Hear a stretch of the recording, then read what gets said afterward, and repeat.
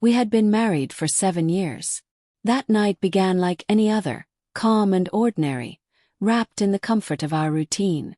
I had planned something simple, thoughtful. A quiet dinner at her favorite Italian place, the same spot where we once lost hours talking about everything and nothing. I wanted to surprise her, to steal back a little peace from the noise of life. She looked beautiful as always, yet something was off. Her smile felt forced, too carefully placed. Her hands fidgeted. Her eyes kept drifting toward the entrance, then back to her phone, then away again. I told myself she was tired. Work had been exhausting lately. Maybe she only needed some rest. Maybe the warmth would return once the food arrived.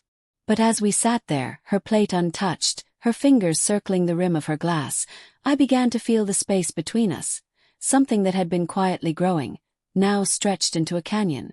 I tried to bridge it. I told her a story from work, something light, even silly, the kind of moment that usually made her laugh and tease me in return. But this time nothing.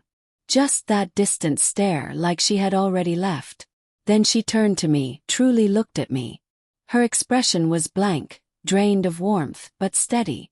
And then she said it, no build-up, no softness. We need to talk.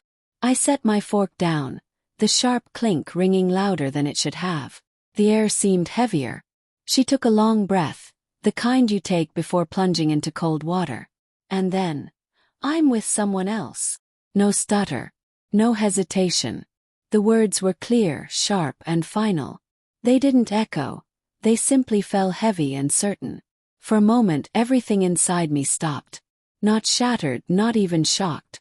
More like the ground tilted beneath me. Around us the restaurant carried on. Laughter. Silverware on plates. Garlic and red wine filling the air as if nothing had changed. I looked at her. No tears, no apology, only that steady gaze waiting for me. I lifted my glass, took a sip of water and said, "Good to know." That was all I had. But somehow it was enough. Her face tightened, confusion slipping through her practiced calm. She hadn't expected that. Maybe she imagined a scene, anger, accusations, a desperate plea. But I had nothing left to give. No rage, no grief loud enough to bridge the distance between us. The signs had been there for months. The late nights, distracted talks, the kisses that felt more like habit than love. I'd felt her slipping away. I just hadn't wanted to face how far she had already gone. She started speaking again, soft words carefully chosen, as if rehearsed. She said it wasn't planned, that it just happened, that they connected in ways she didn't expect, that she never wanted to hurt me. But the words felt worn, repeated too many times in her own mind. I listened. He nodded. Not in agreement, just to let her finish her performance.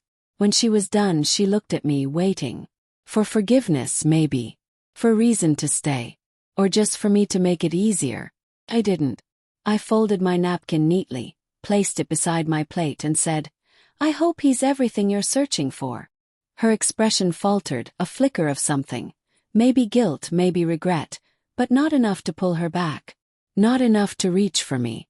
We sat in silence until the bill came. I paid without a word. Walking out, as we reached the parking lot, she asked softly, "Are you okay to drive home alone?" Gave a small laugh. Not cruel, not bitter, just tired. "Yeah," I said. "I'll be fine." And I was. I stepped into the night like someone finally done pretending. The chill of the evening wrapped around me, but it felt honest. The drive home was quiet but not hollow. My mind replayed memories like an old film reel. Our first date, the night I told her I loved her in the rain, our wedding dance, lazy Sundays on the couch. I didn't cry. I didn't break. I simply let it all drift through me, like clouds crossing a still sky. Home I packed a bag. Just the basics, a few clothes, a book, my watch. I didn't touch anything sentimental. Not the photos, not the notes on the fridge. I left them. I didn't want to carry ghosts. That night I stayed at a friend's place. And for the first time in months, I didn't check my phone before bed. She reached out later, of course, a few texts, a voicemail or two. Nothing dramatic, just soft attempts to hold onto a thread already snapped. I didn't respond. Not out of spite, but because I knew there was nothing left to mend. She had chosen. Now it was my turn. 2 weeks later I filed for separation. No resistance. No protest. Just quiet acceptance. Maybe she felt relief. Maybe she had already said goodbye long before that dinner. But me, I felt lighter. There's a strange freedom in hearing the truth spoken out loud. Hurts, yes, but it frees you. I didn't need closure. She gave it to me in 4 words. I'm with someone else. Now each morning I wake up breathing easier.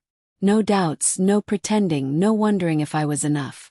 I don't have to share my life with someone who never truly valued it. And when I think back to that night, it isn't with bitterness. It's with clarity. I don't regret my response. Sometimes good to know is more than just words. It's release. Full stop. A quiet, unshakable way of letting go completely.